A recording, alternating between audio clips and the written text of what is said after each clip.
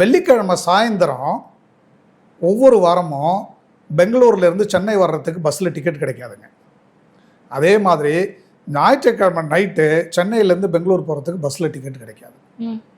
என்னென்னா entire human resource நம்மள்ட்ட இருந்தது, பட் கம்ப்ளீட் ஐடி செக்டர் பெங்களூரில் இருந்தது. ஓகே.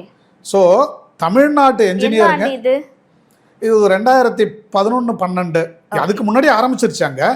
ஆனால் நம்ம அந்த அந்த ரிசோர்ஸஸை தமிழ்நாட்டில் ஏன் பயன்படுத்திக்க கூடாதுன்னு சொல்லி தான் கோயம்புத்தூர், திருச்சி, மதுரை, ஹொசூர் போன்ற இடங்களில் டைடல் பார்க்லாம் உருவாக்க ஆரம்பித்தோம். ஆனால் இது தொடர்ந்து நடந்திருந்ததுன்னா நம்ம என்ஜினியருங்களுக்கு தமிழ்நாட்டிலே நிறைய வேலை கிடச்சிருந்துருக்கும். தமிழ்நாட்டுடைய பொருளாதார வளர்ச்சி ரொம்ப நல்லா இருந்திருக்கும். அது நம்ம அந்த காலகட்டத்தில் புறக்கணிச்சதுனால நம்ம என்ஜினியர்ஸ் எல்லாம் பெங்களூருக்கு வேலைக்கு போயிட்டு இருந்தாங்க. இப்போ 2021க்கு அப்புறம் இந்த நிலைமை கொஞ்சம் மாற ஆரம்பிக்குது. இப்போ இங்கேயே நம்ம டைடல் பார்க்கு, நியோ ஆரம்பிச்சிட்டோம். சின்ன சின்ன இடங்களில் வந்து ஐடி செக்டர் க்ரோத்துக்கு தேவையானது எல்லாத்தையும் கிட்டத்தட்ட எல்லா மாவட்டங்கள்லேயும் ஏதாவது ஒரு ஐடி ரிலேட்டட் ஒரு இண்டஸ்ட்ரி ஆரம்பிக்கிறதுக்கான வாய்ப்புகள் எல்லாம் உருவாக்கி கொடுக்குறோம். இன்டர்நெட் கனெக்டிவிட்டி தமிழ்நாடு முழுக்க இப்போ உருவாக்குறதுக்கு அது திட்டம் போட்டுக்கிட்டு இருக்கிறாங்க. அடுத்து அமைய போகிற ஆட்சி அதை தொடர்ந்து நடத்தும். ஒரு ஐடி இன்ஃபர்மேஷன் இன்ஃப்ராஸ்ட்ரக்சர் தமிழ்நாடு முழுக்க எங்கே போனாலும் உங்களுக்கு இன்டர்நெட் ஒரு பிரச்சனையே இருக்கக்கூடாது அப்படின்னு.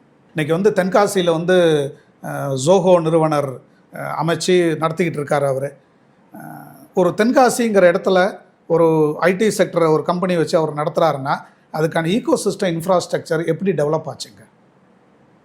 நீங்கள் வந்து நான் சொன்ன 4 விஷயங்களில், அதாவது ஐடி இன்ஃப்ராஸ்ட்ரக்சர் டெவலப் பண்ணுறதுக்கான ப்ரைவேட் பிளேயர்ஸ் இருக்கணும், அதை சப்போர்ட் பண்ணுறதுக்கான கவர்மெண்ட் இருக்கணும், அங்கே வேலை செய்கிறதுக்கான ஹியூமன் ரிசோர்ஸஸ் இருக்கணும், இதுக்கான ஒரு மார்க்கெட் வேணும்.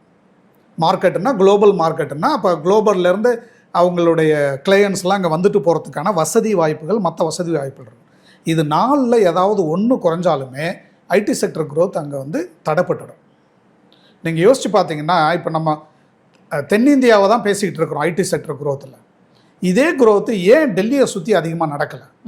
நம்ம குர்காவ்னு சொல்கிறோம், பட் குர்காவன் வளர்ச்சி வந்து டெல்லி தலைநகருங்கிற ஒரு காரணத்தினால ஏற்பட்ட ஒரு வளர்ச்சி தான். இதை நம்ம ரொம்ப ஆழ்ந்து பார்த்தோம்னா தெரியும். ஒருவேளை டெல்லி தலைநகராக, இந்தியாவுடைய தலைநகராக இல்லாத பட்சத்தில் குர்காவன் இந்த அளவு வளர்ந்துருக்குமா அப்படின்னா அது ஒரு டிபேட் பண்ண வேண்டிய ஒரு இஷ்யூ. அதை விட்டு பார்த்தீங்கன்னா வேறு மற்ற இடங்களில் ஏன் வளர முடியல? இப்போ குஜராத்தில் ஏன் ஐடி இண்டஸ்ட்ரி வளரல? இல்லை மத்திய பிரதேசத்தில் ஏன் வளர முடியல? பெங்காலில் ஏன் அதிகமாக வளர முடியல?